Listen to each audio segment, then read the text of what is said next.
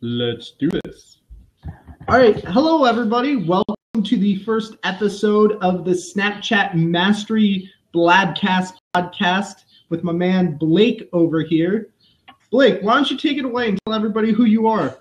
Oh, how's it going, guys? I'm Blake Croft, and you are listening, as we just said, to the Snapchat Mastery Blabcast podcast show thing. And we are having a blast today. We're going to talk some Snapchat. And as I said, my name is Blake Croft. I am an assistant store manager at Food City in my local area, but I have a business mindset. And one day I want to open up a brick and mortar business. So dreaming big, do some coaching and consulting on the side for live streaming and Snapchat. So exciting stuff. What about you, Mr. Austin? So my name is Austin Giuliano, and I run the website dscience.co. I am a social media and business consultant. I've helped many startups generate over a few $1 million in revenue, and I love social media. Snapchat is my jam right now. Been going all in, met this awesome man, and we want to just talk to you guys about how to use this platform, because I have never in all my years seen such a powerful platform. And one of the reasons it's so powerful is the community building aspect, which seems really strange to a lot of people because it doesn't seem like a platform where you could build a community. But because of the same limitations, it actually makes it really, really amazingly powerful. And Blake, why don't you talk about this? Because we were on the phone talking about this, and I know you love this too. Yes. In fact, this is the number one reason probably why Snapchat is my number one go-to platform right now. I started out in social media on Twitter, growing Twitter, and building a audience there, or what I believe to be an audience there. And yes, I have a decent following on Twitter. I'm not in like the tens of thousands or nothing like that. But I do have a following there. But on Snapchat, while the numbers look very small, Snapchat is the most engaged platform that I'm on. And I think, Austin, you agree completely with that as well, because it is such a real place, and it's such a fun place, and you get to really dive into who people are. Absolutely. So one of the key parts that I think everybody talks about this, but I want to give some perspective, is the attention that is on Snapchat. You were talking about Twitter, Blake, and I've grown my community on Twitter also. I think we all have a Twitter account at this point in time, and I personally have a really active, engaged community on Twitter. When I put tweets out, people talk about it, people share, people engage. But to give you some perspective, I have 6,000 to 7,000 Twitter followers that I know pretty well personally. And the average tweet I get, I will have about 128 impressions. That means 128 people will actually see the tweet out of 6,000 to 7,000, which is a really small percentage. And Right. Of that, only 1 or 2 people might actually engage with the tweet, either favoriting it or sharing it or anything like that. Right. Comparison on Snapchat with not even that many followers. Like if I have 500 followers, I'm going to have 250 views on average for my viewer count. And from that, the 250 views, if I'm like, hey, snap me back what you thought about my story, I'm going to get 10, 15, 20 people snapping me back, engaging with me and building relationships. So that is like huge in my mind, you know? Yeah. Yeah, it's a game changer because and I'm seeing kind of the same things, on Twitter. If I put out a tweet, I get a few people that see it, some that engage with it, but on Snapchat, when I make a call to action there on Snapchat, it's guaranteed that there's going to be folks who care enough to engage back with me. So my question that I want to ask you, Austin, is this.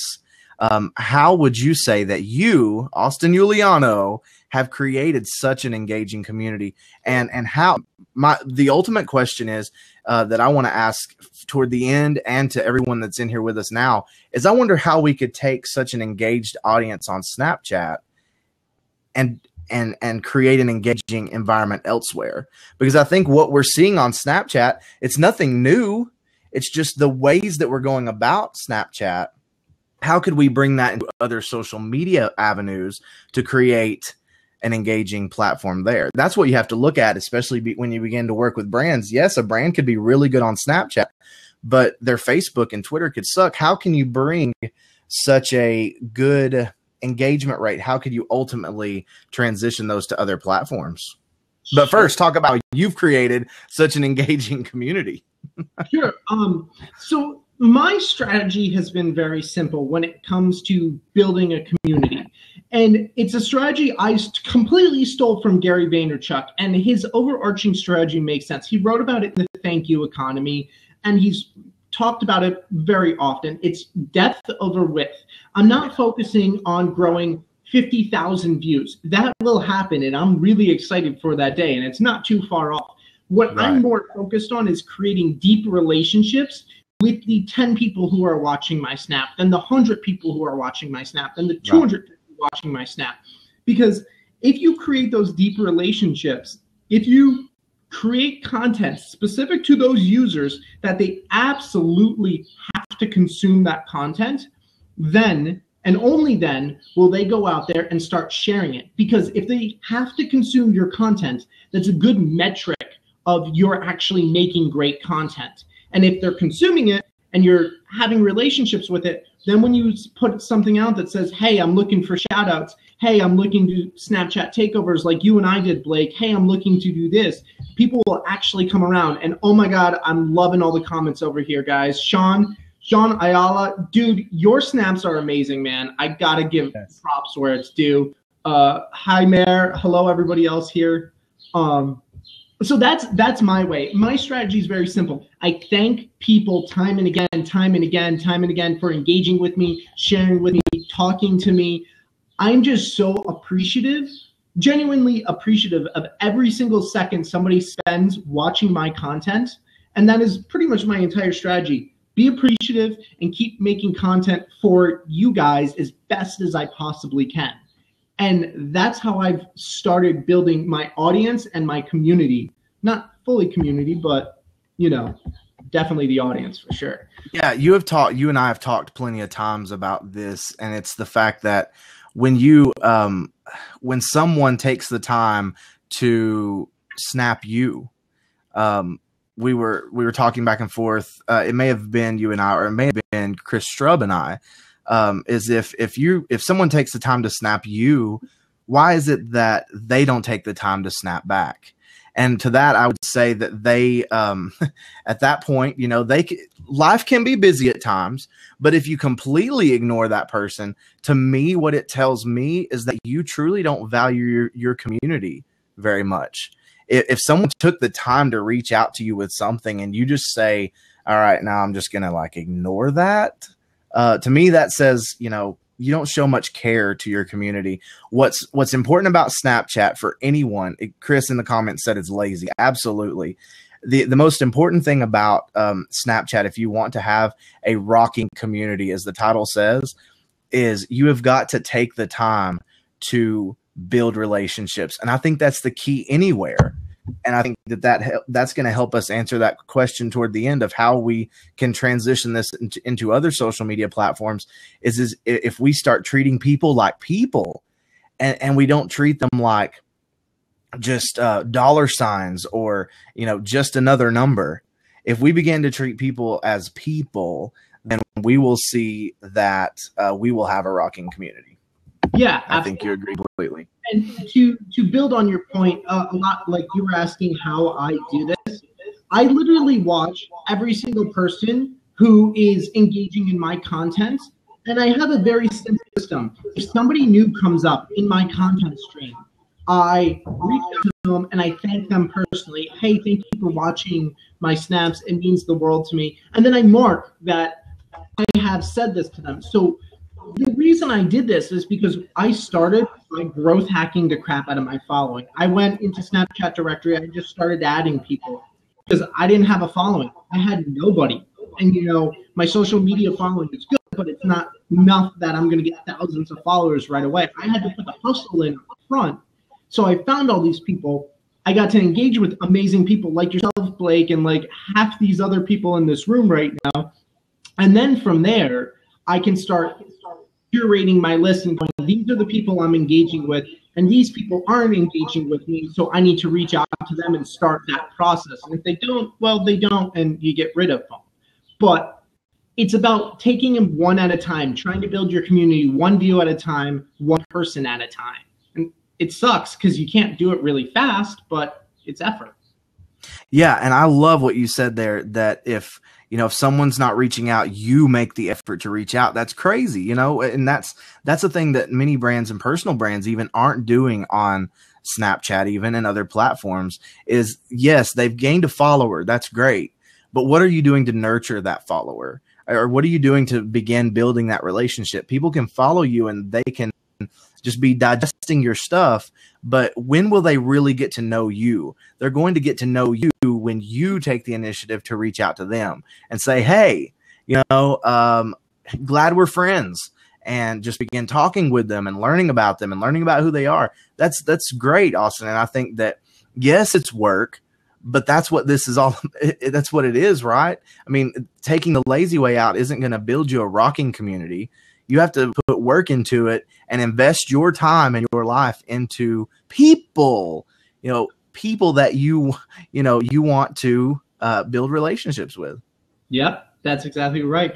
Everybody who's jumping in and whatnot, I just want to say thank you guys for being here. Do us a favor, hit the little tweet and Facebook, share this with everybody so that way we get more awesome people in here and joining this amazing community. If at any point in time, guys, you have questions, you can hop in the seat or ask the questions in the chat box. We love talking about this. Blake, I actually got a question for you, though. You've been doing this actually, in a sense, longer than me. You've been in the Snapchat game for a while now.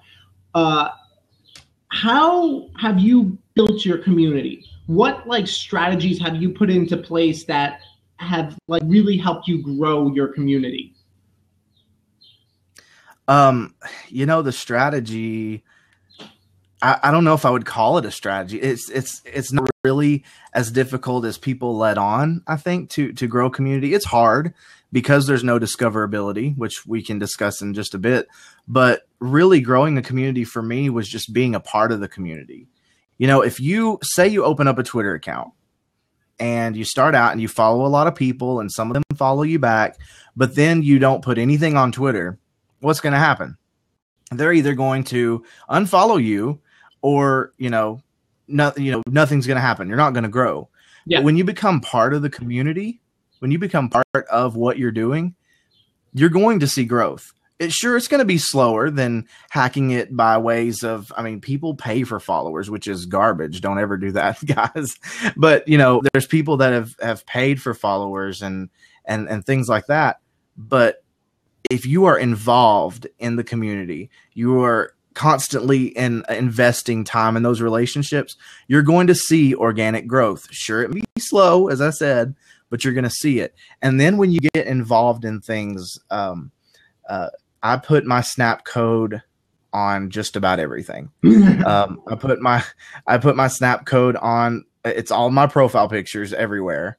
I uploaded my account to Snapchat.codes, which, if you guys don't know about that, it's a great directory to find snappers. You're right above Harris Markowitz, Snapchat of the year.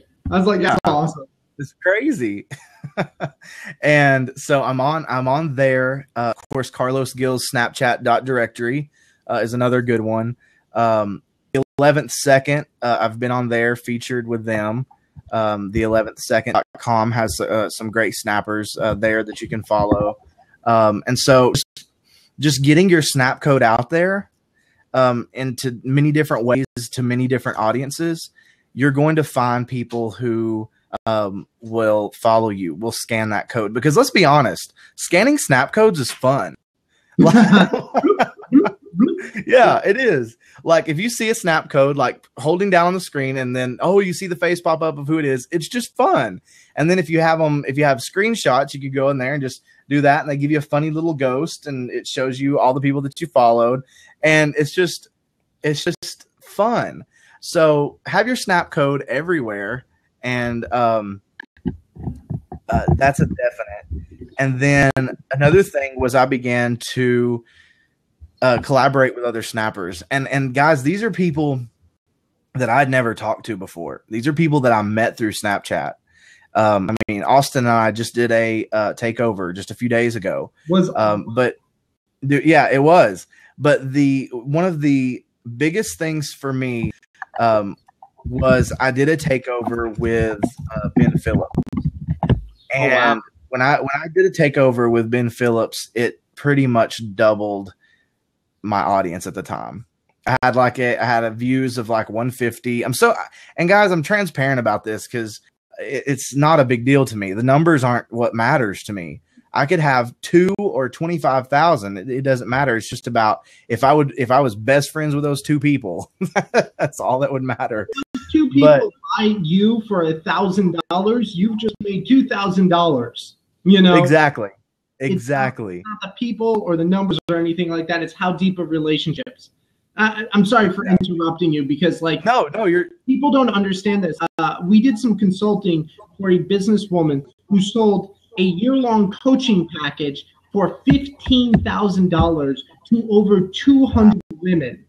She made millions of dollars selling big-ticket items.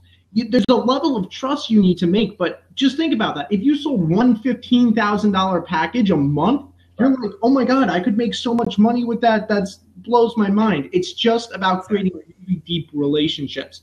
This lady did it. So if you have 2, but they paid 15 grand, you made 30 grand. That's totally worth it, you know? Exactly. And that's why I don't focus on the numbers. But the Ben Phillips takeover was great, and it helped me really just launch. And as soon as that happened, it's just like everything started to take off. When you began to talk to different snappers, like talking with you, Austin, and talking with Chris Strub, who's doing amazing things right now with Strub Snap Swaps, and just all of these different snappers and collaborating with them. I mean, this right here is a collaboration that happened because of Snapchat. Yep. What you're seeing, what you're watching right now is because of Snapchat, because of Austin and I meeting. And if it weren't for Snapchat, it wouldn't have happened.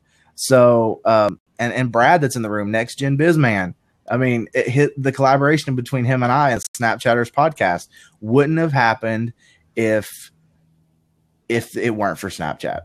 Absolutely. And that's the key, guys. Like, it's really not difficult creating a community because, Blake, I know that a lot of the times you do things like Sad Singing Sunday, where you ask people to belt their faces off to terrible songs, and it's probably the worst thing to listen to, in all honesty, because nobody can actually sing. But yes, people enjoy it because it's a joke. Like, nobody's taking themselves seriously. And then Blake shares their snap codes with the entire community. By engaging in that, you get followers. When I first started following Blake, he did Sad Singing Sunday, so I joined in, and I was like, right in the very beginning, I had like 20 new followers, and I was like, this is amazing. And it's just, you have to put the time and energy to join other people's communities to that momentum. And it's so, I won't lie, it is hard. It is hard because I spend so much time in here just managing my own stuff to take the Do we have the same case? Stuff. Oh, do we have the same case? Yeah. Do we have the same case? I think we do. This is the Otter box or something? Okay. No, not the same case. Sorry. Side tangent. But yeah, it takes time. Like, you do not deny that. But that same thing that makes it so hard for everybody is a like universal clean slate. Because if you put the extra hour in, if you sit up late at night snapping person after person after person, I will do 100+ thank you snaps a night. And my lady has asked me time and again, how do you not get bored out of your freaking mind? Saying the same thing. Hey, John, thank you so much for watching my snaps. I'm super excited to have you a part of my community. Can't wait to learn more about you. Hope you have an awesome night. It's down pat. The thing is, I actually mean it. And yeah, it is kind of boring repeating the same things, but I understand the value of talking to each person individually and building from the ground up.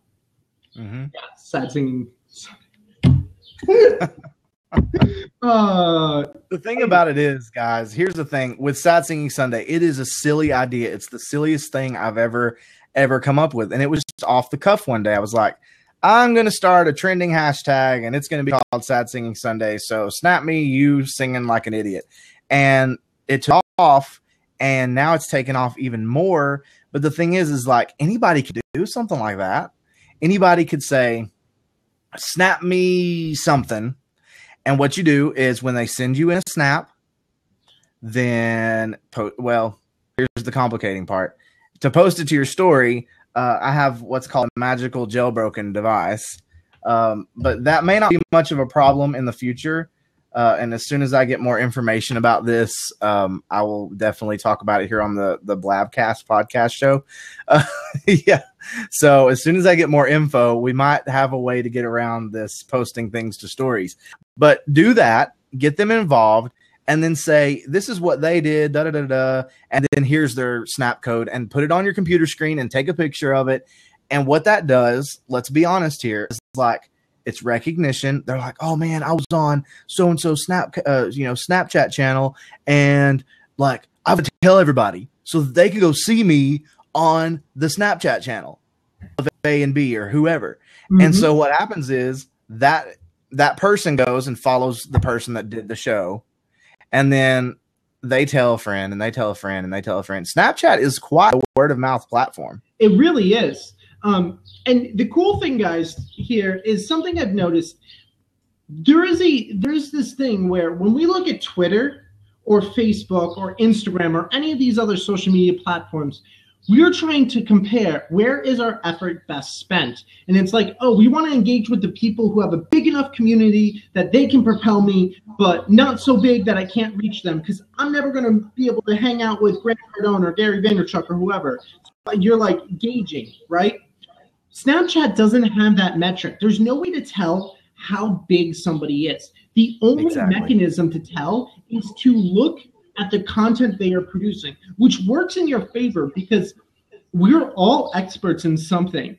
And if you start talking about something you're passionate about, that you're really good at, and that you can help people with, or if you're entertaining or whatever it is, people will consume your content and assume you're the biggest person in the world because they really don't know any different.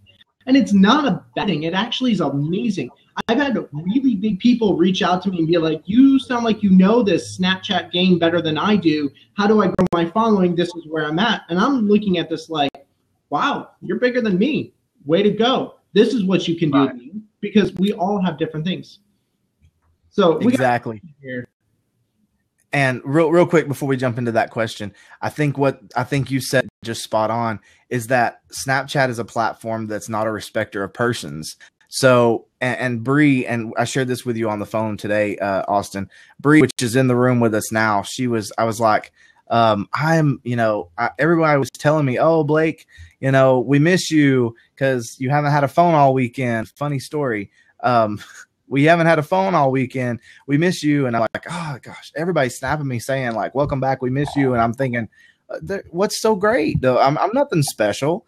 And she's like, yeah, you are. And I'm thinking, yeah, everyone is special to somebody. You may think that you have no value, but you are providing value to somebody. And so never forget that. Always remember that as you go further into Snapchat, further into anything on social media, is if you may think that you don't have anybody who cares what you have to say, that nobody even would care what your opinions are, but somebody out there thinks you're somebody and they're listening.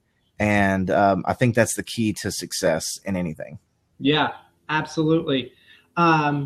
So you wanna go into these questions? Start opening. Yeah, let's take some questions from you guys. In fact, some of you guys can jump in and join us. We have an open seat. Yeah. So King asks, how can I boost my brand on Snapchat? I have 50K on Insta, but 0 on Snapchat. Well, actually, let's hit the answer question thing. Does it put it up here? Boom. So, King, there's a couple of things I would say here. First, look at your audience on Instagram. Is it engaged? And what I mean by that is, do you have people who leave comments that aren't just like the 100 emoji or a thumbs up or nice pic, but actually leave full comments and consume your content? If so, then you're doing a really good job. If not, I would focus on building a community in Instagram harder. Like, get more comments, really reach out to people, start talking to people, thanking people for watching your stuff, because that is a platform that's more permanent and you already have a lot of momentum in that platform. From there, what I would say is add in your bio on Instagram your Snapchat handle, share your QR code.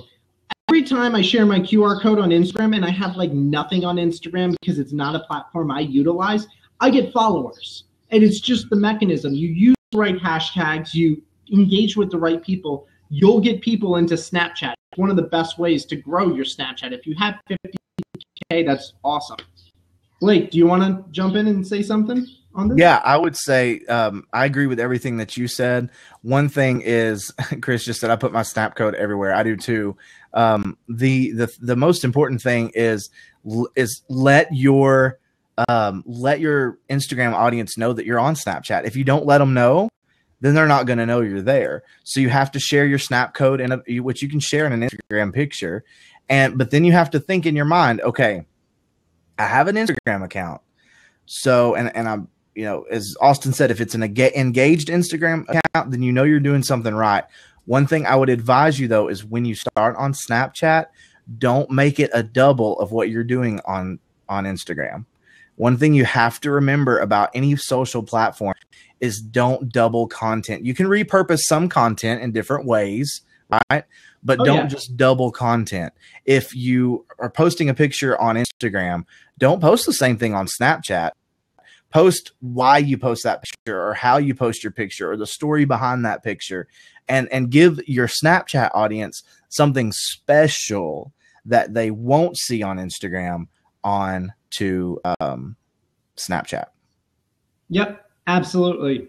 Which is funny because I was going to mention today about a couple of ways you can repurpose your Snapchat content, but you're right. Like, you should very much cater the content to be native to the platform. And right. What native means is it makes sense.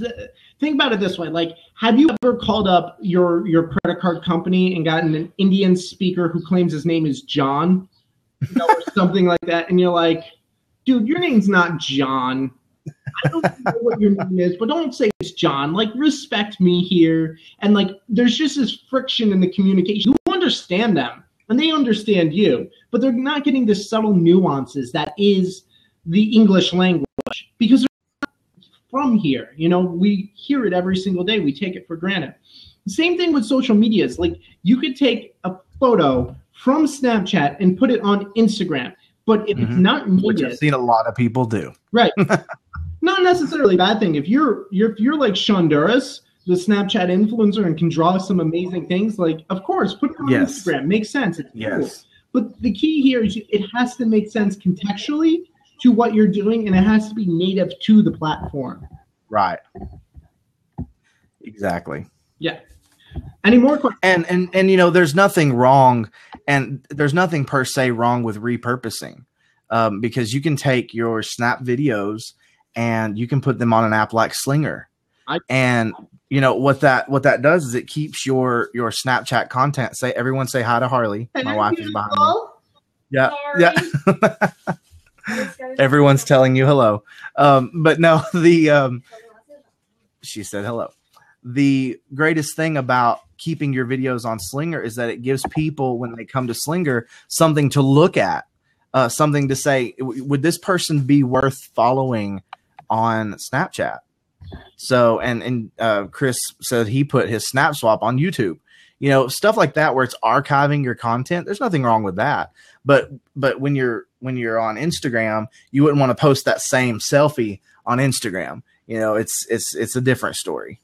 Yeah, and as Next Gen Businessman said, using Snapchat as a customer service mechanism would actually be very, very powerful, because not many people know, but in Snapchat, you can live stream with another user. If you go over to the chat interface and where the yellow the yellow little camera thing is, if it turns blue, it means you can actually pull up an interface with that other person. Actually, Blake, I'm going to do it with you. Okay. All right. So if you guys see this, it's yellow right now, right? I'm in the chat now. All right. I'm swapping over. All right. And now it's blue. So all you do is you touch. I got to look where I'm touching and pull up this round circle. And then you can bring it to the market. What's up, homie? So that would be an easy way for brands to build a deeper relationship with their customers. If there's a customer service issue and you can't have it handled in one snap, pull up the thing and answer them in real time. How powerful is that? You know, there's a level of customer service there that has not been approached by any brands. Whoa, none that I've seen. And, you know, I think it's because, and honestly, I do believe it's because folks are very afraid of platforms like Snapchat. They're afraid to jump on them because it's so raw. You know, big brands and companies are really afraid of messing up on social. They've seen studies of companies that have messed up on social, and so it puts fear in them. But this is a powerful tool to reach your community, your customers. But you know, it's the education. Sorry, man. Go ahead. No, it's just educating them on it. You know. Yeah. It's the education. The thing about messing up on social, the only way you're really going to mess up on social is if you mess up at being a human being, right? If you approach every sort of customer service situation and go, how would I like to get this resolved? How would I like for me personally to handle this? You're on the right track. You're going to be able to handle almost anything, right? Obviously, there's exceptions to all rules, but social media is about being human with other people and treating other people with dignity and respect. That's pretty much the key. Right. And I think Brad he said here, yeah, that could be a cool thing, but don't overthink this. A simple sentence, photo, or video special to a customer who needs assistance or has a question will go way farther than a follow for sales message. I mean, that's so true. Just even a simple chat message. Like an example was given to me that if brands would just do this, they would win on Snapchat. Go hire a college student, put an iPad in front of them. Not even a college student. You could hire Blake. That would work. Yeah, just hire me. No, I'm just kidding. But get them an iPad with the keyboard and then have them respond to people all day on Snapchat. Just in chat messages, even in video messages, just to let them know that you're there and you're listening. And I think that would go a really, really long way. Absolutely. So Blake and I, well, first off, for anybody who's in here, if you guys want to cut out early, but you want to be a part of the next podcast when we do it, go to this link because I'm creating an email list to let you guys know all about it. But Blake and I want to create a community in here, and we would love you guys to jump in, say hello, tell us your snap code, tell us what you snap about, and just let's start creating deeper relationships because I'm sure there are people in here who don't know each other. And if we all know each other, that's even cooler. But jump in and start sharing. It's a great way to get some exposure. And if you're really good and you know how to hold a phone to the thing, you can pull up your snap code. Yes, Brad, exactly. Applebee's added me on. He said, I fell off the chair this weekend when Applebee's snapped me out of the blue. Like, wow, that's how Snapchat for Biz looks like. Exactly. We actually went to Applebee's this weekend and I snapped them with their filter that I was in Applebee's. And then I snapped them saying, so glad you guys are on Snapchat. If you ever need any help at all, just let me know. I'm here. And they were like, we love what you did there, Blake. We will reach out to you if we, stuff like that. And I'm like, oh my goodness, Applebee's. Like the king of businesses on social media jumped onto Snapchat. If that's not saying something about how powerful it can be for business, then I don't know what else is going to wake people up that this is a powerful tool. It's funny. I was at a coffee shop last night, and it was just like a late night getting something. It's an LA-based coffee shop, not a big brand like Applebee's. And we were waiting around because there were some comedians going to come in. We're like, oh, this is cool, end of the day. And I pull up Snapchat to start talking, and I'm swiping through the filters, and they have a custom geo filter for their location. And I'm like, Amazing. no way. So I'm giving them shout outs left and right, like, hey, way to go. That's how you win. I'm literally sitting in your location and I see it. I made a specific snap for them because I thought that was the coolest thing. It is. It's amazing. It is amazing. And I don't know if the geo filters are available internationally yet, but Chris mentioned one prime example is Perfection Chocolates. Chocolate Johnny needs a geo filter. Like he needs a geo filter. He needs a geo filter that's somehow I could have it and utilize it as I'm running. Yes, yeah. Well, he just needs an international geo filter. Yeah. Yeah, exactly. Oh, yes. All right, so Chris, we have Chris, we have Bree, we have Brad, we have some people that need to jump in and say who they are and expose themselves to the community here because we have some great snappers in this room that need to come and say hi. So I don't care if you're shirtless, your hair's messed up, you got to jump in here anyways. Yeah. Create a geo filter near Starbucks. Starbucks, I'm sure, already has their own geo filter. See, the thing though, I think he may be mentioning is that coffee shop that you went to needs to create a geo filter near Starbucks. Oh yeah, that is actually a really great strategy. It's an amazing idea. I would do that if I owned like a coffee shop business, just like start siphoning off other people's businesses through Snapchat. Yes. Oh man. All right, so people, you guys jump in here. My man and I are going to just keep talking because I'm sure we can talk for hours here. Does anybody else have any questions when it comes to Snapchat? If you don't want to jump in and say hi, you could totally ask your questions. Woohoo! We got our first caller. We have Sarah and Ben that just jumped in as well. Also, awesome people that need to jump in. Hi, Chris. Hey guys, what's up? How's it going, man? Yeah, I'm doing great. Glad to be here. Tell us a little bit about you on Snapchat. Give us your name, where you're from, and your Snap stuff information. Well, obviously, as you can see right there, Chris McManamy from St. Louis, Missouri. Oh gosh, I talk about pop culture, do a little bit of lip syncing and dancing. Cardinals, yeah, I knew Austin would love that. Do a lot of St. Louis stuff, a lot of St. Louis snaps, and then just me having fun. Just me being me. That's it. Sometimes I dial it up to about an 11, but it's still me. Still me having fun. Telling my story. Sometimes I'll do a little bit of tech, like what I'm doing from day to day. Give somebody a little behind the scenes. Sometimes I will try to humanize the IT guy. Yeah. Just trying to humanize. So what would you say is your favorite part about Snapchat? Why do you love it so much? Oh gosh, just the interaction. Just talking to people, just getting to know people, because I have so many great friends in this room, even, and just everywhere. Just being able to just chit chat with people and just get that interaction. And hey, if that leads to any business for me, so be it. Yeah. Yes. Oh, we got How's a it new. going? What's up? What's up? Yo, man.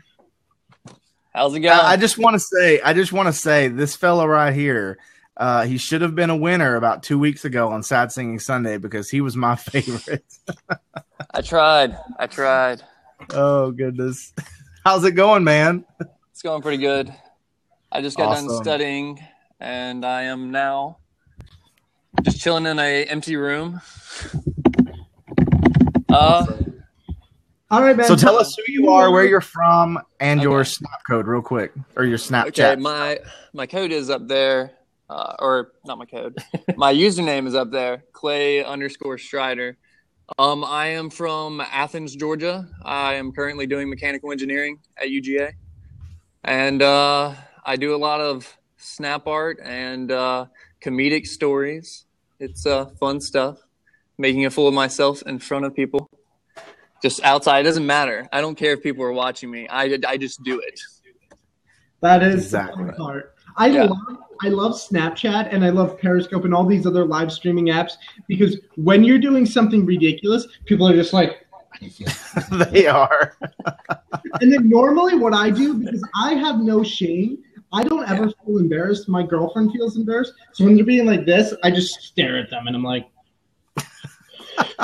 Yeah, you might as well just write the word dork right here. Yeah. oh my God, I don't give two craps anymore. I'm just like, if you're going to judge me, you're just a failure as a human being because I'm awesome. Well, the thing is like, we're just being us on Snapchat. And if other people don't understand us, then we don't, need them in our circle anyways. Yeah. Absolutely. Yeah. Make a fool. Make sure you throw up your snap codes so people can get them. Because Oh yeah. I have nothing. that's okay. Woohoo! Yeah, just want to make sure everybody gets to find new followers and whatnot, and we get to share and engage. It's fun. Yeah. That's the whole point of this. All 18 of you who are in here right now, thank you so much. You guys are here. It's awesome. This is what makes it fun. Make sure you share this with your social media following guys as you're in here. So Chris, who is your favorite Snapchatter? Not Blake and I, because that is way too much of a cop-out answer. Who's your favorite Snapchatter to watch? Oh man, my favorite to watch. Ooh man, you're putting me on the spot here. I got a few favorites. Yeah. There's a good bit. Yeah, there's a good bit. There's Chocolate Johnny. There's Chris Strub. Gosh, who else? Bree that's in here. I love watching her snaps. Why isn't Chris in here? That's think, Chris. Opera Chris Americano is really fun to watch. Yes. She is really good. And I wish she would snap more. Like, I've enjoyed her snaps Yeah. lately because she is out and about, kind of. But a lot of the snaps that you see from her are her stories where she's, obviously she's a Snapchat artist. I would love to see her just snap more. I would love to see more of her just as Just like her herself. Yeah. Yeah. And Brad mentioned Frankie. Oh, Frankie Greek is just awesome. Yes. Yes. Absolutely. How about you, my man? Who's your favorite Snapchatter? Bye. Me? Yeah. Yeah. I mean, I think Opera Americano is my favorite, but I really like Shauna Yaila. Yes. He's really good. Oh, yeah. He's actually the first person that reached out to me. I'm fairly new. Like a couple of months ago, I started actually doing art and whatnot. But it's gotten really cool because I started doing comedy and pushed that in there. And I've noticed that my following has gone up a lot since I've done comedy. Mm-hmm. So naturally, comedy works really well in this platform. It does. Yeah. Some silly. Love it. It's great. It does, because I feel like Snapchat, and this is like the downside to the business side, I guess you could say, because a lot of people on Snapchat come to Snapchat for purely entertainment. And so I think that's why I think a lot of marketers are getting such in a tizzy, because like they're not able to do anything on it yet. It's because you're not meant to fully yet. It's just a good place to have a lot of fun. And you can share tidbits about what you do in your business, and that would ultimately, I believe, in my opinion, the more you begin to gain trust with someone, ultimately will lead to sales. But I don't feel like this is the place where you say, come buy this. It's not. It's you have a good time. Yeah. I got a lead here and there from just Snapchat alone, but I wasn't looking for it. Right. Exactly. Yeah. I was gonna point out, I know a lot of Snapchatters now are actually coming from Vine. I came from Vine. I had like 7,000 followers when I moved over, and I just kind of like promoted my Snapchat because I was like, I'm kind of tired of it. And one like big person that I know came from Vine was Jack Langer, if you know him. He didn't have like a big following on Vine, but like he pulled so many people in when he did comedy on Snapchat, and he put it on Slinger. He just blew up. Yep. So that's a perfect example, I think, of how you can get an audience is definitely putting your stuff on other platforms but moving over is also good. Oh, absolutely. You know, it's the thing though is when it comes to Snapchat, it's not about the buy my product. What I found Snapchat to be phenomenal for from a business perspective, again, I'm a businessman and I'm a marketer. I'm going to be candid here. I'm always going to try to sell you something because that is my business. Like, that's all I do all day long. It's not a bad thing, but the thing is, Snapchat has been the most powerful social listening tool. And what I mean by that is, if you want to test if an idea or a concept or a blog post or a whatever makes sense, you put it out there and you say, hey, you make it a story, it's up for 24 hours. You see what the reaction is. You go, how would you describe this? Like I did this snap and I was like, what is the difference in your own words between personal branding and thought leadership? Because my lady and I were having a discussion about this, and I got massive amounts of engagement back, people telling me a bunch of different things, and it's like, oh, this is really cool. And when people are engaging with you on a concept like that, you can start getting inside people's heads and differentiating and building things that make sense for that. That's how I write blog posts that get over 2,000 social shares, is because I just sit there and I listen and I go, what is the market saying? What do people want to know? What are the analogies they are using? What are the metaphors? What's the stories? And then creating content around that. So Snapchat's great for that. Yeah, I agree. Ooh, we got another question. Magic and media. Blake, you want to take this one? Yeah, it says, is it important to post snaps throughout the day so you can stay near the top of someone's feed, or will it really matter in the long run? And before I answer that, I want to check something here. Okay. Hey, Chris and Clyde, can I kick you out to let other people in to say hi? Yeah, absolutely. Yeah, absolutely. Not a problem. Thank you guys for showing up. Super cool. All right. A nice boot. That's a polite one. Yeah. If other people want to jump in, please do. Yay. So real quick, I kind of tested this. I wanted to test this. I was looking at my numbers.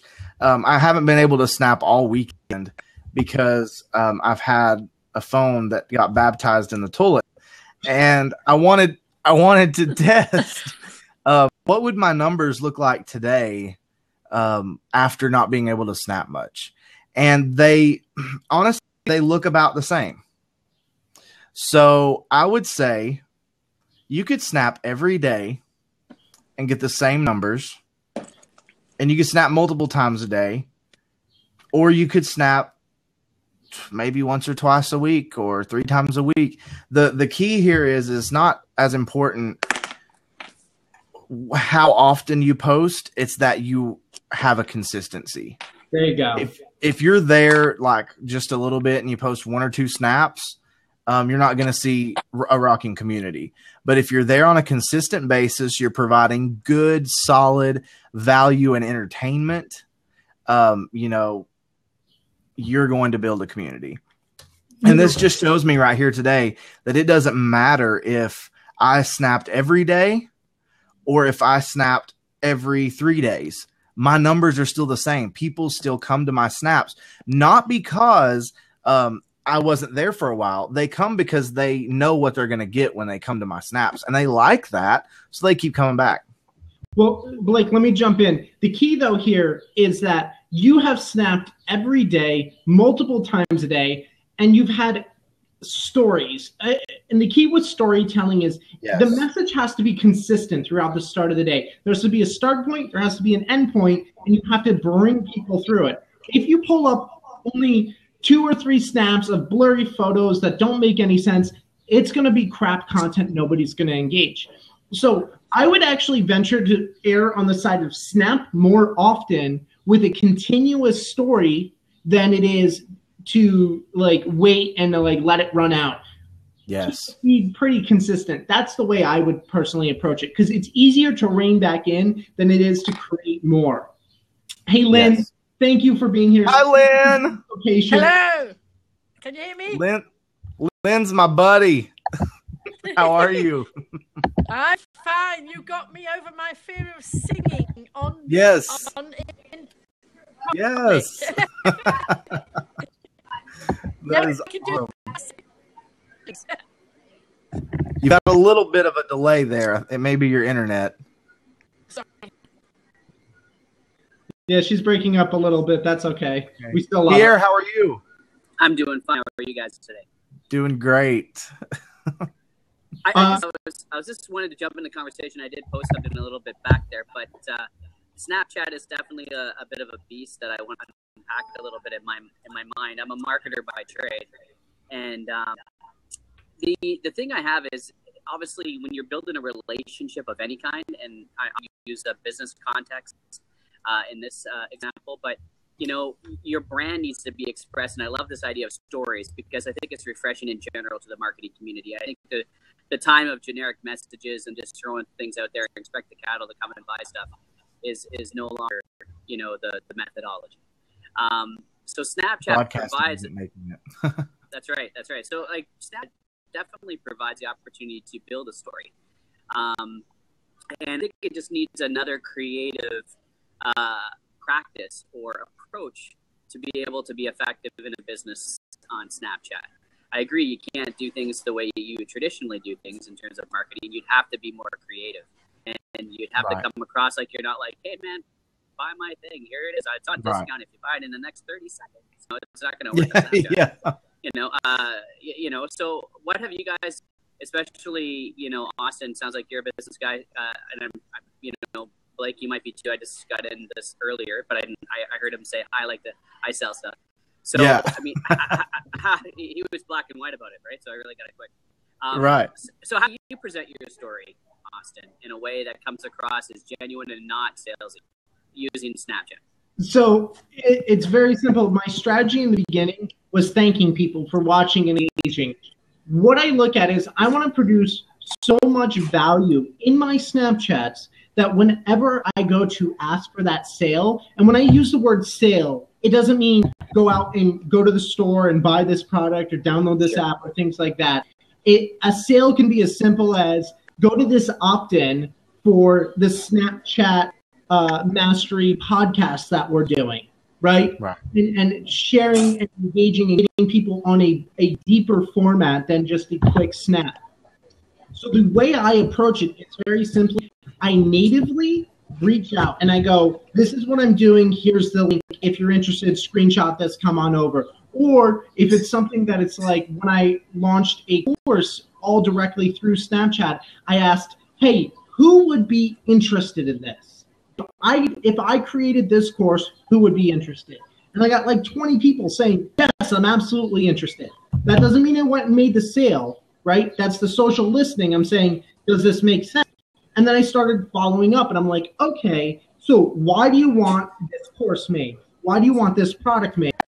What would it benefit you? You know, what would make it an over-the-top no-brainer that this thing was in the course, right? And I got all those answers, and those things helped me make the sale. Because then I was like, okay, if you're interested, go to this opt-in. Then I have email marketing, all the old systems that we all know how to use to nurture the relationship and make the sale on that end.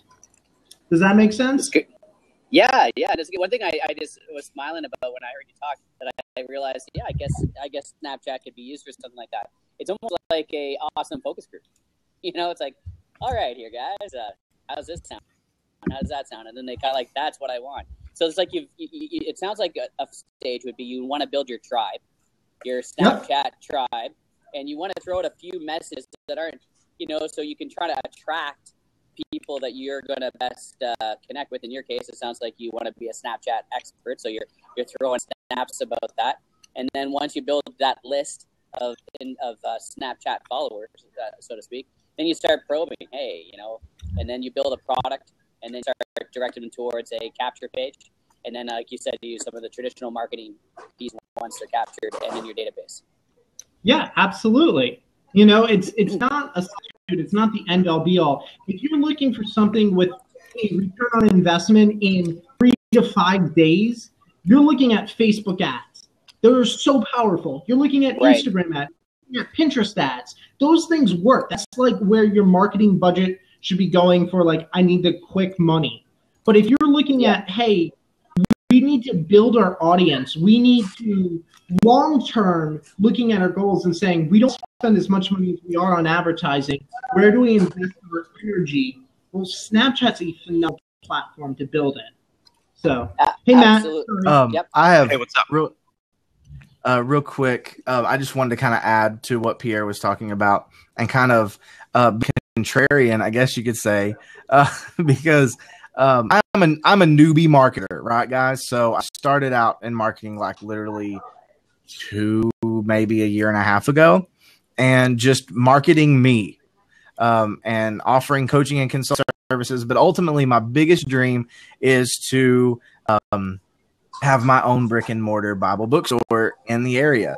And one thing about this is I see Snapchat for me as a platform, not where I sell to them, but where I love on those who already care about what I have to say. To me, Snapchat probably will never be part of my sales strategy, but rather Snapchat will be more of how can I show my current customers who are already buying from me in my brick and mortar store eventually, who are already buying from me, or maybe my clients, coaching clients, how can I show them the most love, and how can I provide them the most value? Because the more love you share, the more you are to be shared. That's just my personal belief, is the more that you invest your time in people and you love on people, the more they're going to share you and what you have going on. And ultimately, that's going to lead you to more sales. It's going to lead you to more clients, because you are, as I said earlier, Snapchat is a huge word of mouth platform. So that's kind of my take on it. And and is that it's a way to love on those customers that you already have, but also can gain you new customers. So, well, 2 points of feedback on that, Blake, is I think what I heard there is you might look at Snapchat as a place to support your current people, like it's extra value, like they can come and get even more, and you might direct them towards these things and all that kind of stuff. But the other side of it, when I was listening to you, like just you were sharing a story with me about who you are, the essence of you, your passion, your drive, and that attracts people. And by nature, they're going to want to do business with you. So you might not see that as a selling thing because you're just being genuine. But I think the sales of the future is about being that way. And even if it's only a small tribe that follows you, it doesn't matter. You're providing so much value; they'll be there with you for a very long time. I think it's a mental shift, and I think being that you're been in the marketing space, as you said, for about a year, 2 years, I think that's the refreshing direction. We got to still understand marketing as a principle, as a science, as a subject, but at the same time, we got to recognize the way we communicate, the way we use these tools has to be really genuine. It can't be like just pushing something. It has to be sincere with that connection with people. Right. Absolutely. Right. Pierre, thank you so much. Hello, Matt. Let's get to Matt. He's been waiting patiently. I'm just practicing, dude. Hey, Matt, I'm a drummer, buddy. So you got me when I saw your guitar instantly. I had you at hello. Yeah, buddy. Oh yeah. No, it's cool. Hit me up on Twitter. I'll follow you. We'll talk. Sure, brother. All right, man. See you, man. See ya. Hey, Matt. Hello. Hey. Okay, so here's the deal. I hate Snapchat. I'm a musician. And, when it first came out, I was a father of young adolescent teenagers. Yeah. And I was like, oh, my God, this is so bad, right? Mm-hmm. And so, I kind of wrote it off. And, I have 1 million people in Google+. I have a lot of social media presence, and it's working on building my empire and all that other stuff. I've got my cool, background and all that stuff, So, I'm a professional music marketer here, But at the same time, I was like, okay. So I listen to all these social media coaches and gurus, and I'm friends with a lot of them. And everybody was like, Snapchat's the next greatest thing. And I'm like, oh, my God, I hope not. Right. And so I've been studying Snapchat because, I just made myself like, okay, I got to figure this out. What are they talking about?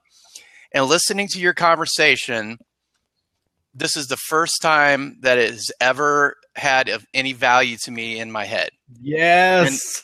And this is how. Okay, so think about this. I'm a rock and metal guy.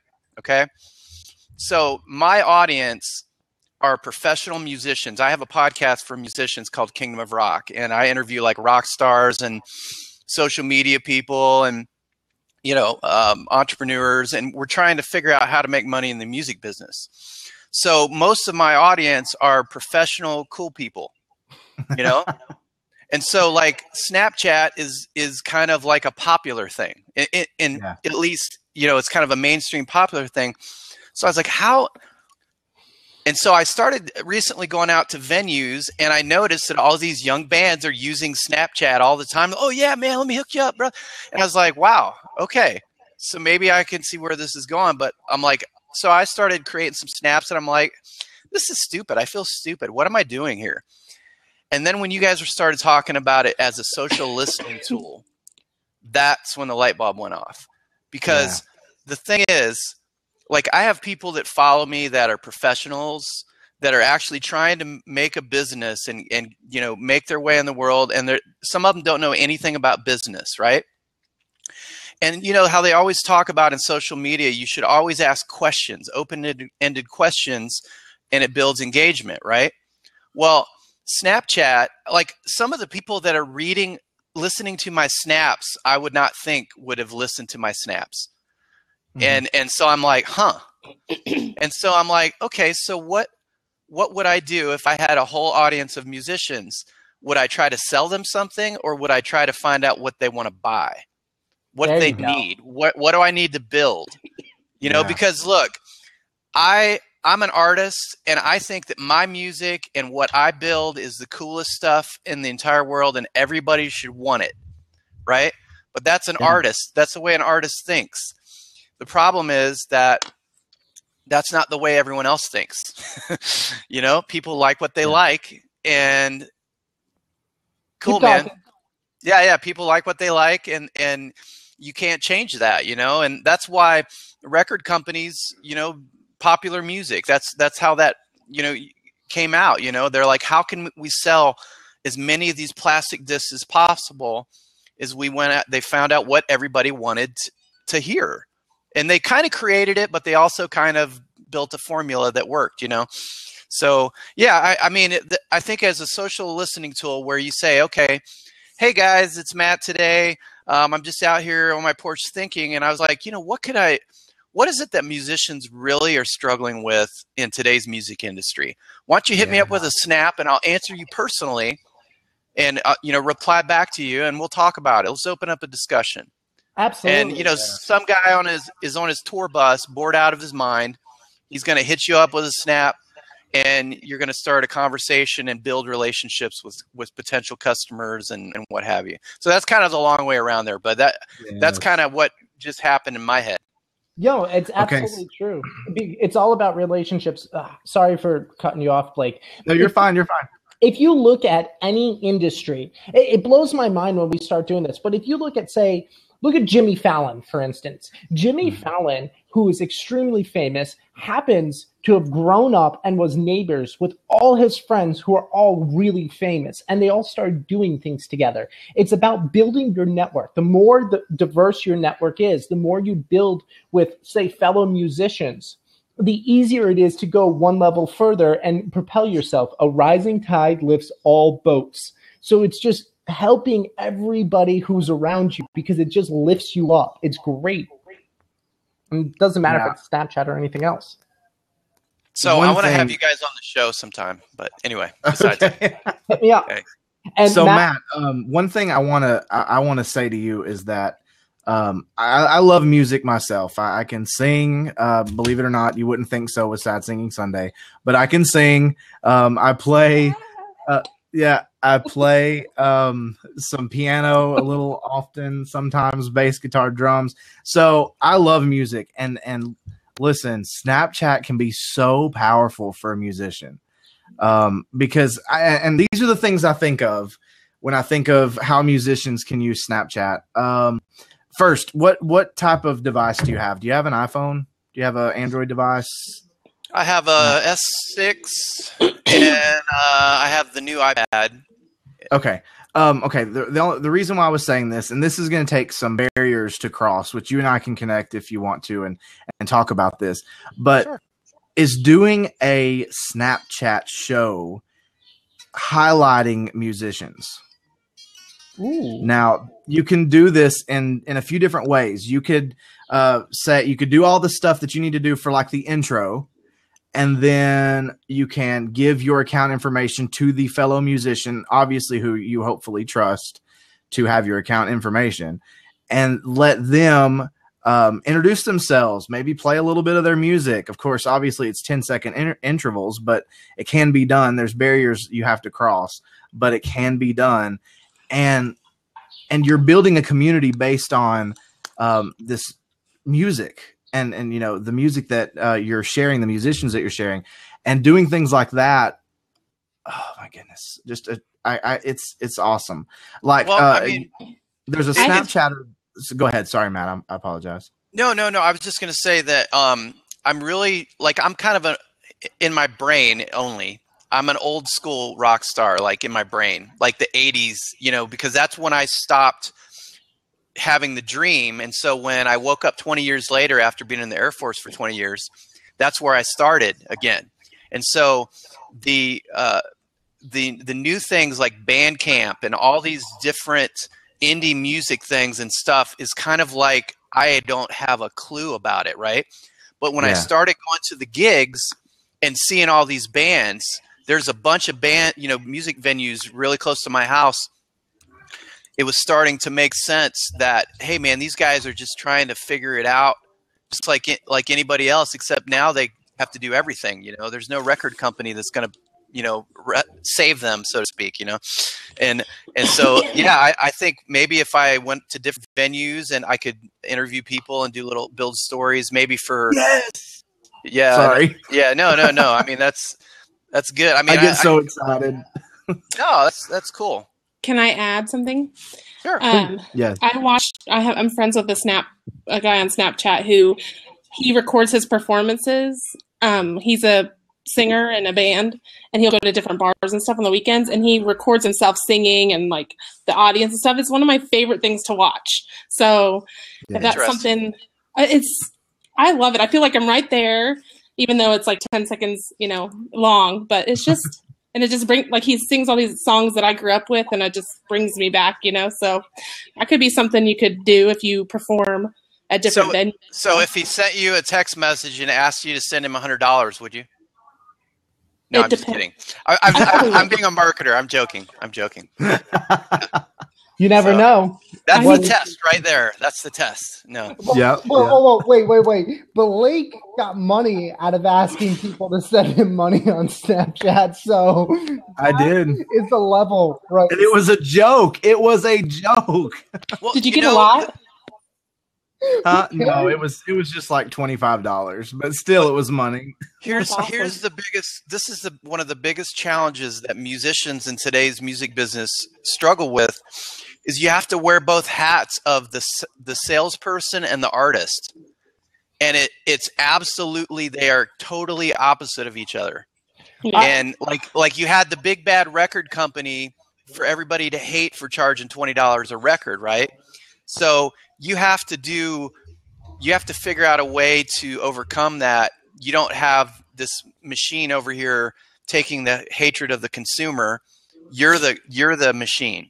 And so you have to, you know, and I know most artists are not making that much money, and they're just happy to be doing it. And when I decided I was going to try to, you know, get out of my day job and go be in the music industry, I was like, dude, I can't afford that right now. I have to figure out how to make money first, and then I can go do it. And that's part of, you know, what I'm doing the podcast for, you know, but I mean, awesome. Yeah. Okay, Matt, I'm going to kick you in a hot second. Sorry. But if you add me on Snapchat, since you're a metal man. Matt, before you leave, what's your Snap name? I think it's Matt Gibson Guitar. Let me check. I'll put it up here. I'll let you guys hit the Snap code. And your last name rocks, by the way. It's like perfect for music. Matt. Yeah, that's totally accidental. But I did talk to. I'm actually an endorsed artist for ESP Guitars, same company as Metallica. That's awesome.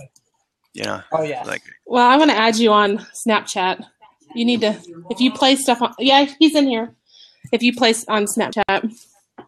All right, let's see if I can get it up there good enough for you to see. All right, hold on just a second. Yeah, I gotta pull it. Almost. Oh, got it. Hold on, I didn't get it yet. I haven't got it yet. Matt, so I'm Got going to it. have to lip sync some Darkness for you because it's my favorite metal band. Okay. All right. Thanks for stopping in, Matt. Okay, guys. Yeah, I'll be in touch. Look at Daddy. For sure. Vanessa, can I have you wait for 2 seconds because Melissa's been asking a question. I want to make sure we Go get for to it. Okay, so Melissa asked if there are any tips on engagement that we've found unique to Snapchat. She asked me, but Blake, I know you have some keys here that you would like to put in. Tips for engagement that I've found unique to Snapchat. One thing really is I think it's almost all unique because, when you put a tweet out there and you say, please retweet, it doesn't mean that people are going to retweet it. Like, even if you type out the words retweet, like there's a higher chance, but that doesn't mean they're going to. But if you ask someone on Snapchat to screenshot a snap, they usually screenshot the snap. I mean, not everyone's going to, but those that are really interested in you are going, and whatever the content is or whatever it is, are going to screenshot the snap, I am too, Sarah. She says, I'm a sucker for screenshotting. So am I. Like my phone camera album is like all Snapchat stuff. Like that's all it is. You just keep scrolling. It's Snapchat screenshots. Yep. And because if I say screenshot, I'm going to listen when someone else asks me to screenshot, obviously. So, I don't know if there's tips that are unique to Snapchat. It's just a really engaging platform. Austin, you may have some that that's like really unique. So share those if you don't mind. So when I say this, the overarching concept is not unique. I cannot tell you how important it is to make individual videos thanking people. And one of the easiest ways to let people know you're individually thanking them is use their name. Hey, Melissa. That doesn't mean you're sending it to your entire list if you only say Melissa. Now you could use that on Twitter or any other place. That's not a unique concept.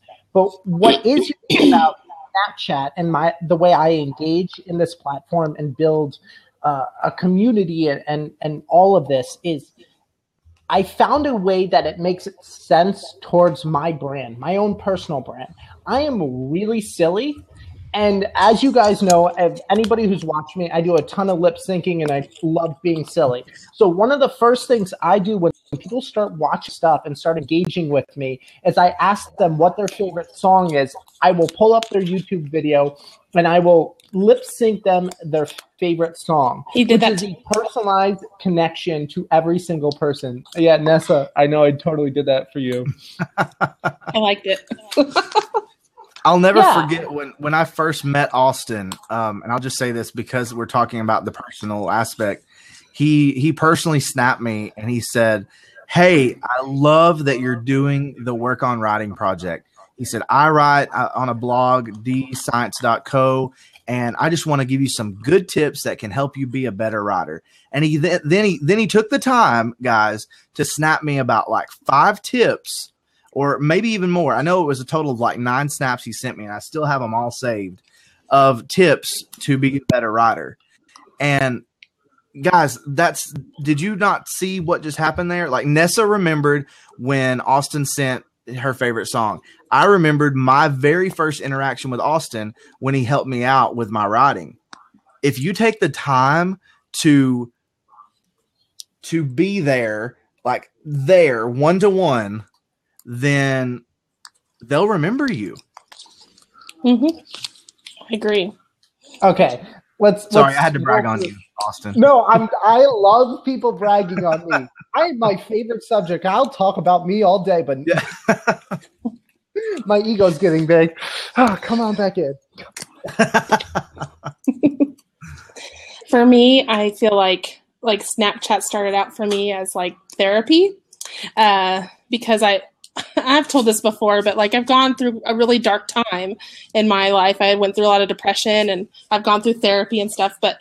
And then my counselor was like, find your voice, because I never felt like I had voice. And so like Snapchat has been that for me. It has been such a confidence boost. I have met so many cool people. I just snap about stupid stuff for the most part, but I do get a little philosophical sometimes, but it's love the hair towel snaps, Vanessa. That's become a brand. It's just the funniest thing. You can sell towels now with just your hairstyle all bundled up in them. That's what Sandra Centurino said. She said I need to start some like inspirational towels or something. So Vanessa, real quick, just you can they know your name obviously, but where you're from and then your Snap code. We want to make sure everybody knows how to follow you if they would like. I'm Vanessa, and I'm from Tulsa, Oklahoma, and my username is Nessa Makes, and I'm trying to pull it up here. I just put the link too in the chat for people as well. No Mhm. problem. Boom. And so, yeah, I basically snap about lifestyle stuff, and I do plug my blog a couple of times, but it's not real often because to me, I want to build relationships, and I feel like I've done that. People really can especially I feel like I'm empowering mostly women to show themselves and be proud of who they are, because I've always struggled with that my whole life, is like self-esteem and stuff like that. So I feel like I'm doing that. I'm like empowering other people to come out and just express yourself and be who you are, because I always felt like, that was stupid. I shouldn't have done that. I've always been that kind of person. And now I'm like, whatever. Exactly. This is me, Just be you. Exactly. That's the beauty of this platform, is you get to really be you, and the people that love that will just latch right on. Yeah. And it really, go ahead, Austin. I was going to say, if anybody's ever feeling embarrassed about their Snapchats or thinking something's too outrageous, just go watch my snaps and compare yourself to me, and you will be like, yo, I'm the normal one here. This guy clearly needs to be in a mental institute. Did you see the I know you did because you were watching when we did the switch, when Sandra was like, I love Austin just because he's so open about himself, except that one time in the shower. I didn't even realize that happened until everybody told me. I messaged Austin. I was like, What happened? Nothing. Let's not keep this on the record. Okay. It's gone. It was 24 hours, so it's gone. No, we all talk about repurposing now, Austin. Oh, God, I'm getting hot and embarrassed over here. Probably first time ever in my life. Oh, that was that's awesome. I had to tell you, though, because, anyway. Oh, bye, Nessa. Ben, he was snapping in the shower and his no-nos leaked. Yeah. Damn you, Blake. I can't. Sorry. I'm probably this is going to be the last podcast I'll be in, guys. Sorry. We'll edit this part out. That is quite remarkable. Oh, goodness. So, Ben, hello. Hello, guys. How you doing? Great. I'm Austin's hot. Did he get put onto Slinger, Austin? I might need to search it. 1 second. Did it? No. It's not on there. So, Ben, tell us a little bit about you and your Snapchat story and the fact that you are a 2-time Sad Singing Sunday champion. Let's not forget that. This is the 2-time champion. The second time by default, right? Because by default. Yeah. So I want to be open and honest and authentic, #, but still I am the champion, the reigning champion for 2 weeks. So let's not forget that, people. Right now, I'm feeling a bit strange because I've got this weird mixture of very tired. It's quite late here in Brazil, and I kind of need to pee a little bit. So I feel a bit strange. Weird mixture. That probably won't get me any new clients for graphic design. But anyway, my name's Ben Levermore. So my name on Blab is my name on Snapchat. I'm actually shaking a little bit. It's like I need to go, but I don't want to go. I'm going to stay. I'm a graphic designer. I live in Brazil, but I'm from England. And I think that's enough, really, about me. That's great, Ben. I think that's good. So what do you like the most about Snapchat? What do I like the most? I think the same probably as like most people in this room, just the interactivity, I don't know, I think everyone has this, they're just very relaxed and they feel like they can be themselves. And I'll be honest, I'm going to be really, really honest here. Like, because of the way Snapchat makes you feel like it's kind of a safe environment and you can be kind of as stupid, for me anyway, as stupid as I am in my living room with my family, which is pretty stupid, right? I feel like I can be like that on Snapchat. And then it was, I went to the contacts, so like people that you know by your email or other things, right? And it came up with people that were kind of outside of my Snapchat world. It was like old school friends and people like that. And I've got to be honest, I hesitated to like add them because I thought, no, hang on a minute. Like, you know, the way you guys see me on Snapchat is the way like my wife, my family see me, and even they look at me sometimes like, is he okay? Is he normal? So I did hesitate. So anyway, it's good for that. People are relaxed.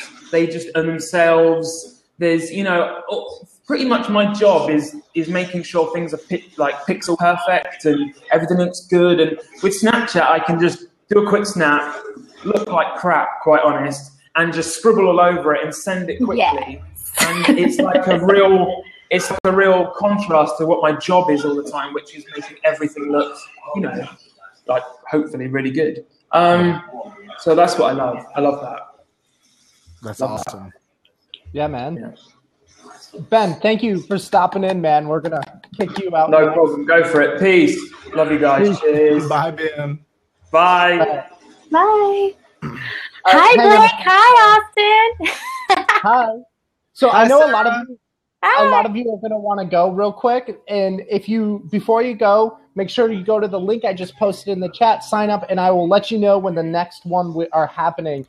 I'm okay with keeping this going for as long as you want, Blake. I know a lot of people here might want to peace out, so want to make sure we tell everyone that. Sarah, jump in. Sorry, I just wanted to say that real quick. Well, I'm already in. Anyways, I just wanted to tell you guys that this is a really nice blab, very positive, very uplifting, and it's really teaching me a whole lot. I just really got on. Well, no, I take that back. I started a Snapchat a couple of years ago, or when it first started, and my son was probably 12 at the time, and the same as the other guy that came in. I was just like, what is this? I was so confused. It was so confusing. I didn't know like what was on my story, what was going to who, and I was just like, whatever, I don't have time for this. So like a month or two ago, my husband and I joined because Gary Vee, we really love Gary Vee. We watch him all the time. Yes. So he started it, and he was talking about embracing your era and just embracing it, because this is like the only time that 10 years ago, there was nothing like this. So anyways, we're doing it. We love it. I love being goofy and silly and seeing my friends be goofy and silly also. And yeah, I just thought I'd jump in and say hi. Say hi. What's your username? Put in your username in the chat so people can follow you. It's the same as my username, Sarah Lynn Waldo on here. It's It's the same on all platforms. Awesome. I did snap you. I did. I just added you as a friend, Sarah. We're friends now. I love this question here. I'm going to go so you can answer this. Okay, thanks, Sarah. Thanks. You rock. Bye. We can answer, Austin, we can answer this last question, maybe open up one more seat, and then we can jump out of here. I just want to say, Austin, thank you. This has been fun, and I cannot wait for future episodes, because it's just, this is a blast just getting to talk to the community and really it's been great. So thank you. But let's answer this question. What are some ways that you can use the information you get from seeing who is viewing your snaps? Austin, this is yours because I know that you do this. Okay, so there's a few things that I do. I look at who is viewing, and I've said before that I followed a lot of people to start my account and see who's actually engaging in my content. I mark all those people as fan dash in front of their names because I want to know who those people are. I want to watch their content. I want to engage with them. From there, I can see what sort of content's doing the best. So like every Monday I do my motivational Monday. It's my big rant, my big thesis that I have for the week that like it's usually the thing that is pissing me off that I want to inspire people to do differently. And this today's was about authenticity and how you can steal from the experts and the inspiration. You can steal their overall thesis, and that is okay, but their execution of that is not okay. Like if you try and take haircuts, shots, and be like, this is the key to success. No, that's DJ Khaled's key to success. If you take snaps of your shoes, that's Gary Vaynerchuk's thing. Like that, you just look like a poser. So I went on my Monday motivational rant, and I get to see how many people like that sort of content. If the thesis makes sense, if people are enjoying it, if my viewer counts are nice and high for what I'm normally getting, I'm like, hey, that's good. If I'm getting the reaction back, I'm like, that's good. And then I'll take that information, I'll go, that makes sense to expand further and put into a blog post. You know, that makes sense to convert it into something else. If I'm looking to build a product, I start asking people, would this product make sense for you? And if so, what would make it above and beyond? So a lot of people have said they're really interested in the Snapchat course. And the thing is that they want more than anything else is not the 101 how to use the interface. Some people, like, you need that in there. But what everybody's asking for is like, how do I make sure my message is on point? How do I figure out what the heck to snap about on a consistent basis? How do I know whether or not I'm being successful? Those are things that are just naturally in my head from years and years and years of doing social media. But building that into the platform and into the product, I know is going to make it a better product. Hope that answers the question. So true. That's awesome. And I also love, and you've shared this with me as well, that you go through and it's work, but on a day-to-day basis, you put those names in an Excel document and you take those and you say, you know, these are people that are truly engaging with my stories. And that's how you keep track of if you're seeing growth. That's how you keep track of, you know, those who are truly engaged. And I think that's powerful for anyone to do. Yes, it is work.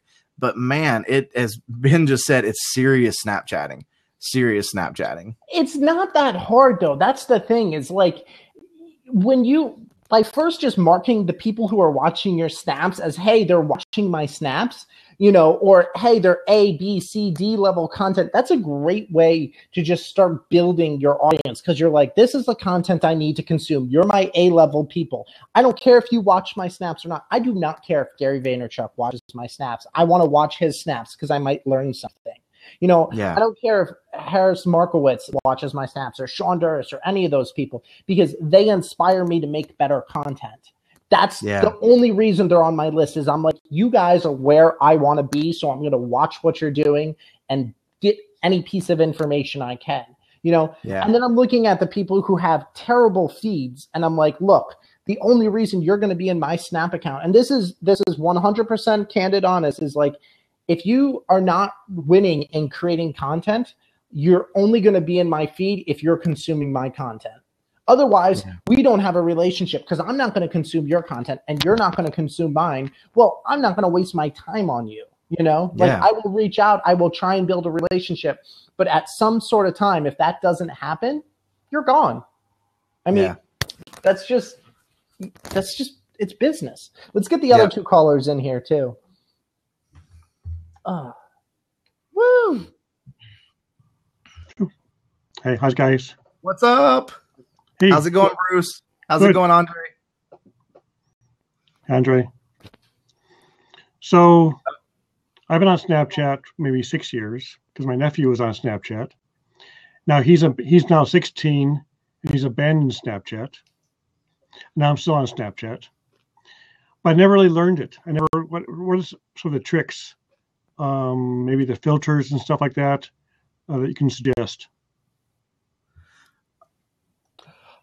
Go ahead, Blake. Well, You there's take this one. so many different things that you could do to, I guess, spruce up your snaps. I mean, using the filters are great. Using the lenses are great. But there's also a point where it could become overkill, depending upon who's watching. And Andre, we can't. I don't think we can hear you. Yeah, so I just wanted to let you know. But yeah, like what? Maybe are you looking to just kind of learn how to use the filters, or learn? I think I've been playing with some of those trophies. Yeah, and yeah. I just finally figured out how to do.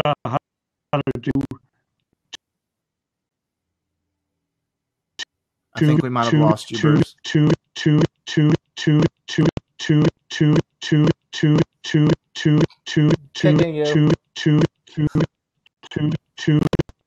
He's still going.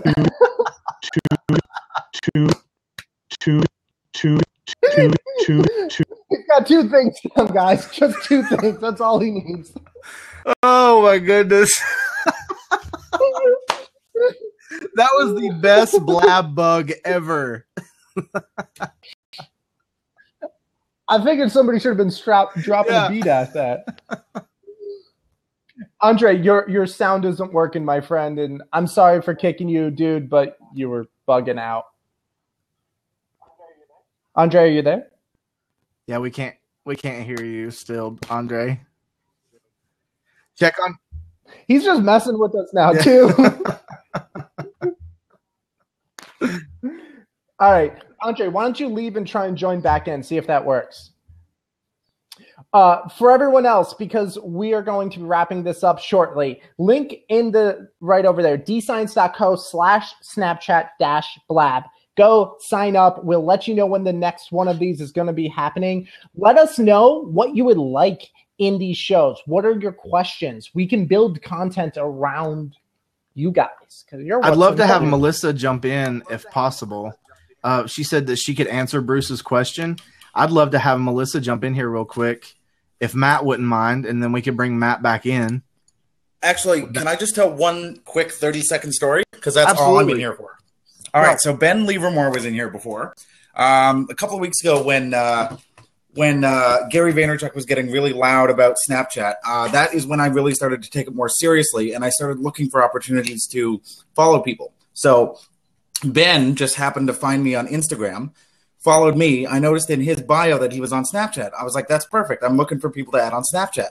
Jumped on him. And he's probably the best person that I follow. He's funny, he's entertaining. He's just a normal guy who's both of those things. And I think the best part about Snapchat has been like, it's as close to face-to-face communication without actually video chatting. And I think that's actually made the two of us friends just through Snapchat. We're on different continents, but I think that we've actually become kind of friends. So, yeah. So, Matt, I have to let you know I am hugely competitive, so I want to steal that top Snapchatter spot from Ben. That's all right. I'm going to be following you guys now that I know who you are. Yes, I just followed you, Matt. So it's great. Yeah, that's great. It's great. All right. See you, fellas. See you later. Thank you, Matt. See you, Matt. So I heard you guys laughing. So I guess my camera froze up or something. Yes, Your audio froze up in your camera, and it was just repeating two over and over again. I've been having issues. So I think your question is how to use those functionalities, the filters, the drawing, the things like that. What are your top 3 tips or the top 3 things you like to use the most? So I like using all of it. It's really like the way I approach every one of my snaps is I try and think about what the end result is. If I have a message I want to communicate, and then how can I best make that point with each snap. So what was it? 2 days ago, I did a snap about storytelling, and I used emojis, and I was I would bring up the emoji features and I would add them in to accentuate the points. And I point to the emojis. People loved it because it gives a visual representation of the key concept I'm trying to make. The other day, I used just the rewind feature because I was being silly and playing with it and learning how to do Jedi powers. So I literally slid a jar, right? And then put it in rewind, and it looked like I force pulled it, which was fun and cool. So it's about being creative and always pushing the boundaries. Because if you fail, it's gone in 24 hours. Nobody's going to notice. That's a great thing about being small. If Gary Vaynerchuk did something that insulted lots of people, he has a lot of attention. He would lose his audience. He would lose that respect. True. All of us are not Gary Vaynerchuk. All of us are not Tim Ferriss. All of us are not anybody big and important. So if we screw up, all of us will forgive the other person and go, hey, Austin, you exposed some naughty bits on accident. And we all forgive Austin. I don't forgive you, Austin. Absolutely. I do. I will never forgive you for that. Scarred for life. Melissa, you Scarred loved for it. life. I'll tell you, I probably missed it because I tapped through most of your stuff. Sorry. Don't hate me. In case I'm sure you don't know that Austin and I go way back. In fact, since before he was on the West Coast. So anyhow, good evening, everybody. Austin was giving a great point, and I didn't mean to interrupt it, but I did because I don't know if you can hear me. Yes, I can hear you. Obviously, you can. And Bruce, hi. I've interacted with you a little bit, but usually I'm as Ms. Meliz, so I hate to be confusing. But my name is Melissa Reyes, and I love Snapchat. And that's a huge admission for me because I really had a hard time when I started. And because I had such a hard time because I just couldn't get used to the interface. And I thought it was really hard. I thought it was really hard when I first started, and I had to spend time. I had to schedule time to get to know it and to learn it because I didn't want to get lost because everybody I knew from Meerkat and live streaming and Blab and everywhere were on there, and my kids told me, "Don't do it, Mom. You shouldn't be on there." And I knew then that is exactly where I wanted to be if the kids thought it was too cool for me. Yeah. So, of course, now I snap way more than they do. So, but I know that they are watching my snaps because I know how to see that. But basically, it was the swipe left, swipe right, swipe up, swipe down that was really hard for me to get a grasp on. But now, and I want to know, honestly, how many of you do this? When I take a picture with my regular camera, I swipe to see if I could put a filter. It just automatically swipes on I don't take pictures that with my regular camera anymore. I take them all through Snapchat and save them. Yeah. And save them. I know. I do that too. But then there's so much that I take so many pictures. I don't want to put it all on the Snap. But I don't put them on my story. I just save them. Because I'm always natively on the platform, so I just take a picture because I know my app's going to be open, obviously. So I take a picture, save it, and then just delete it, but it's still there, I'm at that point now. Today, I actually responded to my. Let's see. I got a text message from my boss while I was responding to a snap from someone, and I typed it in thinking it would go back to my boss, and it went to the person on Snap. I'm like, oh, that wasn't meant for you. I'm sorry. Yes, I'm going to be working late tomorrow. It was really hilarious. So that's how you know that it's really part of who you are at the moment when you're really starting to get that functionality mixed up with the other things.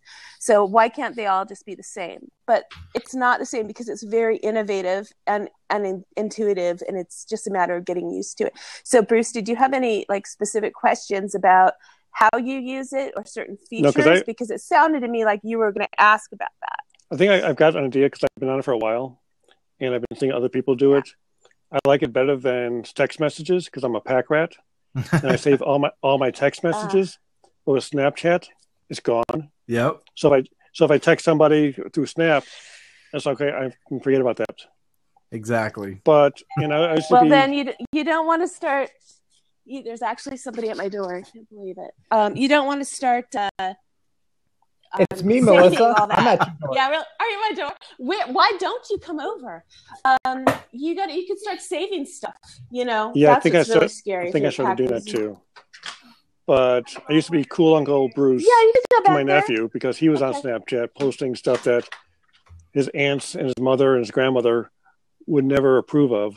But I guess I was the adult to monitor his snaps to say when he went a little bit too far. Yeah, Right. well, that's how I started because my kids. That's how I started in social media to begin with Facebook years ago because my kids were young and they were on Facebook, and so but now they watch and see what I do. They're old; they don't need to be watched anymore. So they've learned their lessons the hard way anyway, even though I was watching them. But anyhow, I think it's just a matter of my advice is this: it's not just practice. Of course, it's practice, but being willing to make mistakes or being willing to do things like, the one time that you snap in the shower and it doesn't quite work for you, then you just don't ever do it again. But if you find something very successful that you enjoy doing, then you might do it again. But I like the variety. I like, that sometimes I'm going to watch Austin or Blake and they're going to be all snap 10 seconds, 10 seconds, 10 seconds and talk to me for half an hour. But sometimes they're doing something incredibly creative and it's entertaining and interesting. And then I love how everybody I like to screenshot if you put somebody else's, if you suggest somebody, and I'll follow that person and see if that's a fit, that person's a fit for me, because but just putting the name is a no. So what's hard about that function, excuse me, is that I can't do that on my phone, right? You can't put a picture.